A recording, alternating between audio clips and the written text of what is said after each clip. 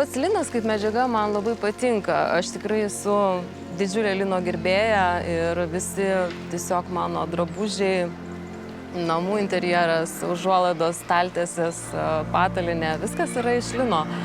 Ir tiesiog tai toks kaip tavo gyvenimo būdas tampa. Ši medžiaga man iš tikrųjų labai svarbi tuom, kad labai mėgstu natūralumą ir lininiai audiniai yra žavūs tuo, kad tikrai yra labai natūralūs ir jų ta pati kokybė tokia, na, visai kitokia negu, sakykime, kaip ir gyvūninės kilmės pluoštas. Man pačiai labai yra įdomu tai, kad pasaulyje labai daug yra įvairių augalinės kilmės pluoštų ir visada smagu atrasti kažką tai tokio įdomaus, netikėto.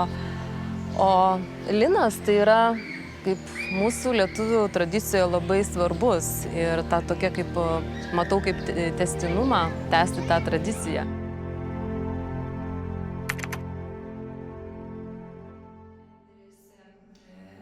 A lot of different kind of, mix of plants, and it was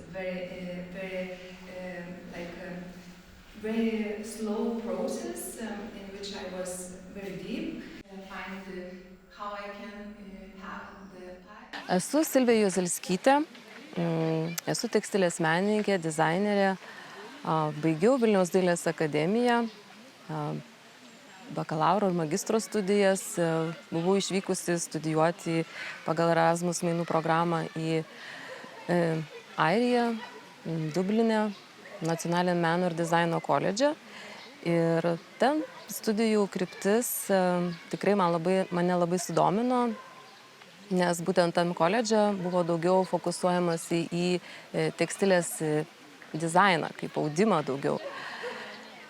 Baigusi tas studijas, toliau tęsiau savo kūrybinį darbą. Esu dizaino forumo narė, Dailininkų sąjungos narė, dalyvauju parodose. Savo kūrybiniai veikloj daugiausia aš audžiu audinius iš lino.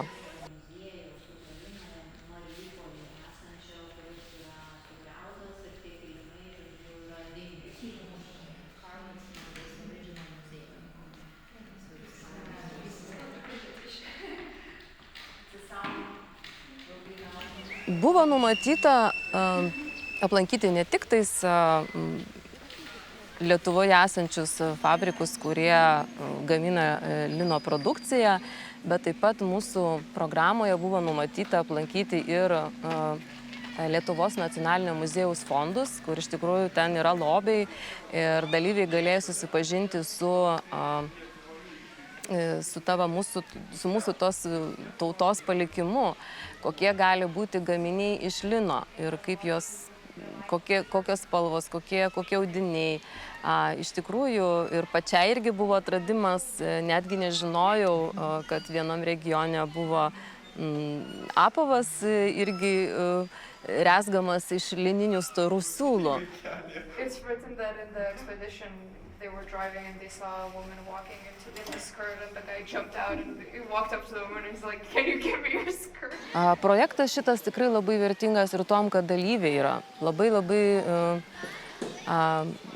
gera ir labai tikrai smagi grupė, tikrai nuostabūs dalyviai ir mus tarsi vienija, kaip aš sakau, tokia viena bendra lino gija, nes kiekvienas yra labai individualus, kiekvienas, sakykime, savo tokį turi stilių, savo pajautimą, bet kai vienyje tas toks vienas lininė medžiaga, jinai tiesiog, labai daug savitumo, labai tokio kaip bendrumo yra. Ir 1 meter is very new.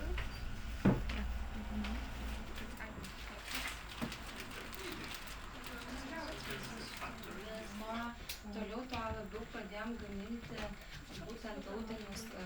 Grupė tikrai labai stipri. nes labai smagu yra su tai žmonėm, kurie vat, atvažiuoja iš kitų šalių ir vat, kartu bendraujant, tavo prasiplečia akiratis, kiekvienas papasako apie savo šalies situaciją, kokia yra ir tas bendravimas ir mes patys taip pat kartu bendraudami jau atrodo tarsi jau čia mūsų toje grupėje kilo kažkokių naujų idėjų, bent jau man, ateičiai, pavyzdžiui, kitam mano sekančiam projektui, kur aš vat, ruoščiau.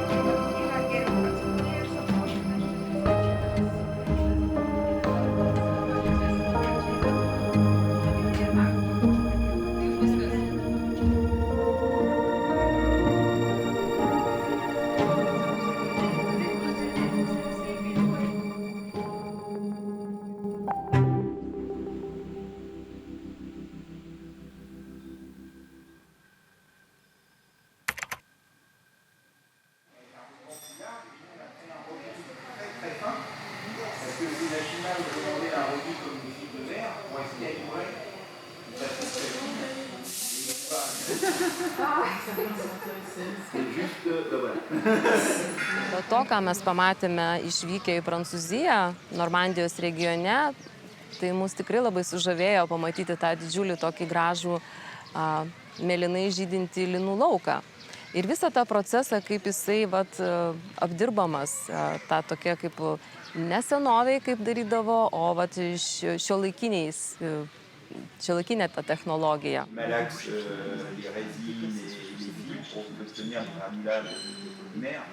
Et donc en amont, on a fait des machines spécifiques pour ceux qui voulaient produire pour intégrer le bois. C'est du liège, le bois après.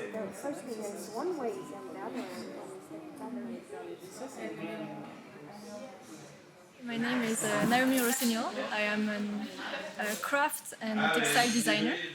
And what is very funny here is that I experimented with a friend of mine, Camille Brabant, for 2 years to research on the hemp fibers. And now with the linen fiber, it's very interesting because I can see in the industrial field what we tried to do in our kitchen studio with our hands to develop like a kind of composite material with corn, with potato, and with some resin. And we kind of develop certain product, but here we can see it on a professional way, and it's very inspiring. Donc ça, on n'a pas un matériau, c'est un matériau léger, ça peut faire une décoration, mais ça n'a pas de solidité, c'est un peu comme le liège. Donc après, on est venu incorporer ce matériau entre deux autres couches. On a à nouveau compressé avec de la résine pour lui donner de la rigidité. Et ça, on est allé même sur du pain sur des matériaux très épais, pour faire du cloisonnage par exemple. This is not a weaving. This is something quite different. It is to make a composite, so this is supposed to absorb a resin.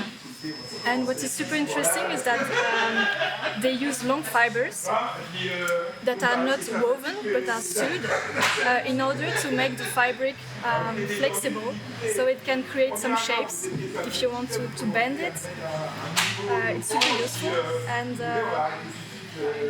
what he explained is that the fibers are just aligned in parallel and are not twisted, because if you twist them, the resin will not be absorbed inside.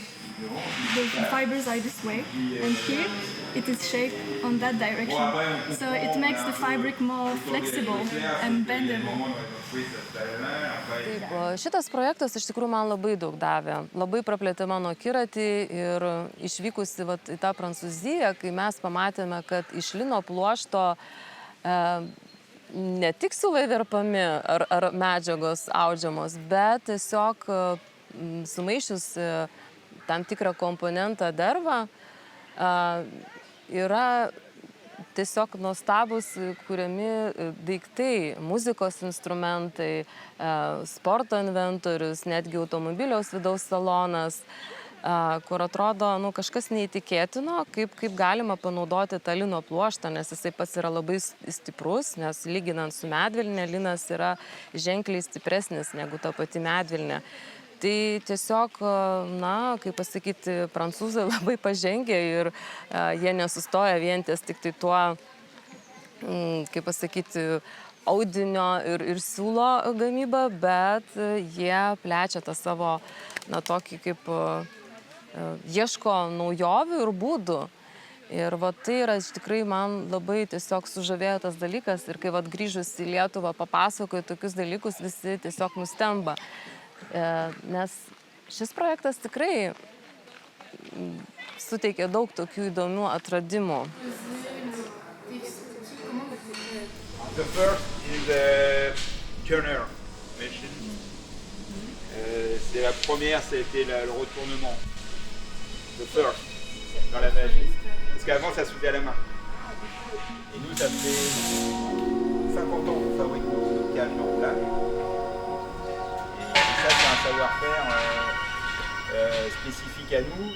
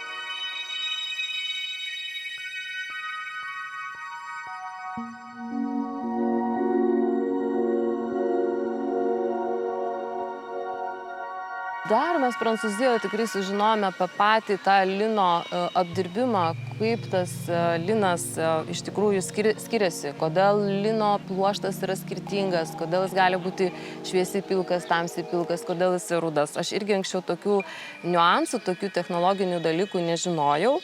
Ir ten mums daug papasakojo, kad netgi pats dirvožemis įtakoja, kur linas augo, kokios jis gali būti spalvos, kokia jis gali būti kokybė, kad nuo molio, netgi, pavyzdžiui, jeigu dirvožemis yra molingas, tai gali būti linų stiebai žemesni, tai reiškia kokybė to pluošto nėra gera.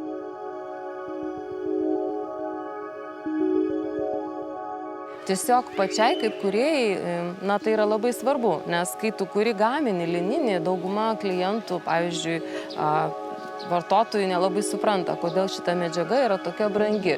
Bet viską sudėjus ir pasižiūrėjus, koks yra sudėtingas tas apdirbimas, kiek reikia tikrai laiko ir tikrai, sudėtingi procesai. Ir kodėl išauga tada lino kaina, nes reikia visada pagrįsti tai, kad tu gamini, ką tu kuri, kad vartotojas žinotų, kodėl tas aukšta yra tokia kaina tų gaminių.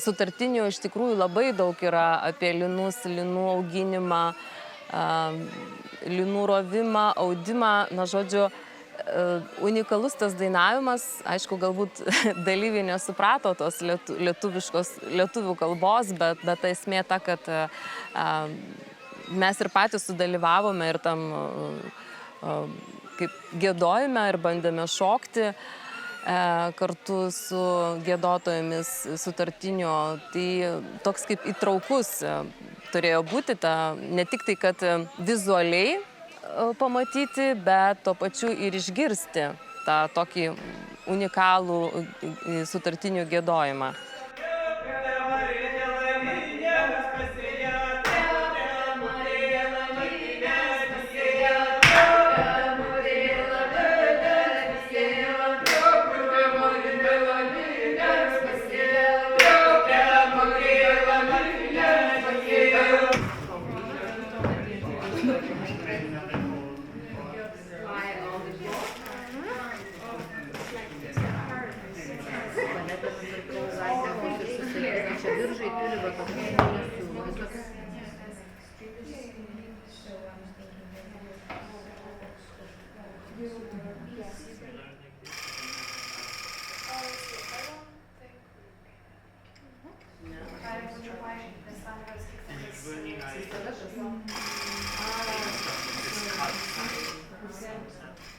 Project is for you. It's not for factories or something.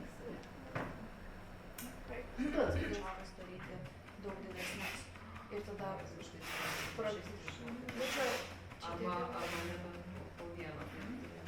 bet su šaudykla, tai galima tiesiog nuleisti viską. Mes su tokia maudėm, aš galvoju, gal tokių nebėra, nes šiaip jau visi naujas susisako. Kur yra toks lipdukas įsideda. Ir tada ant jo taip suguldai ir susiuvinėjimai.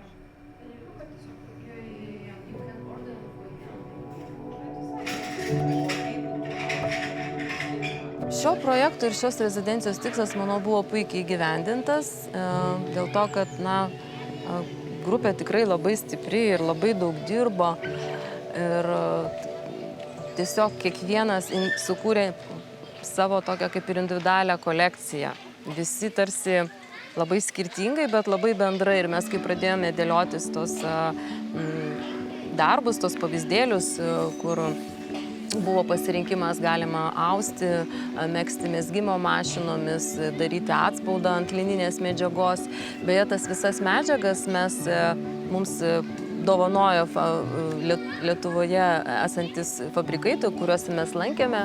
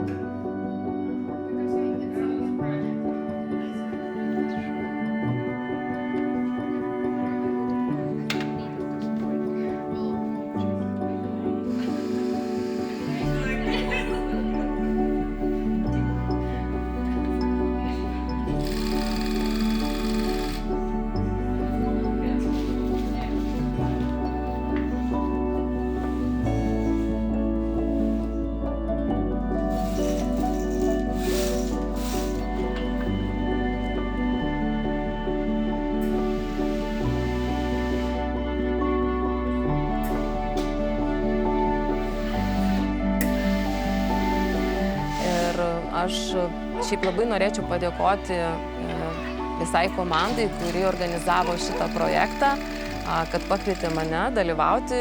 Esu be galo dėkinga, nes tikrai labai praplėčiau savo akiratį, susipažinau su daug žmonių, naujų žmonių ir pati keliavau ir buvo labai įdomu susipažinti ekskursijose, aplankyti, pamatyti tą visą gamybos procesą.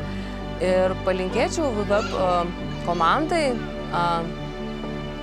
kad visgi ir ateityje galbūt kažkokį projektą ar bienalę organizuotų su linu.